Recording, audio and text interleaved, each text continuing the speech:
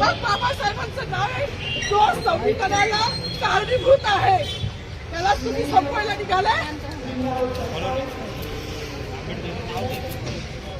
पालकमंत्र्यांची फार मोठी चूक आहे मॅडम, माफी मागणार नाही, पण पालकमंत्र्यांची चूक पत्रात घ्यावी.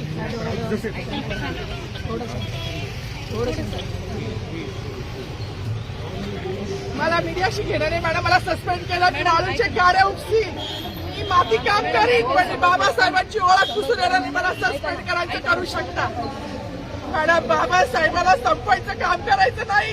26 जानेवारी 15 ऑगस्ट मध्ये मी नाही मानत, पण लोकशाही मॅडम तुम्ही सुद्धा संविधानामुळे आहात. पालकमंत्री सुद्धा पालकमंत्री संविधानामुळे आहे. कोणताही जातीभेद नाही, सगळी समानता त्यांनी दिली आहे. बाबासाहेबांचं नाव आता तरी भाषणात येईल, मग तरी भाषणात येईल. ज्या लोक संविधानाला लोकशाहीला कारणीभूत नाही त्यांची नावं वारंवार घेतली गेली. मग जो संविधानाला कारणीभूत आहे तो प्रजासत्ताक दिनाचा जो मानकरी आहे त्याचं नाव भाषणात का नाही.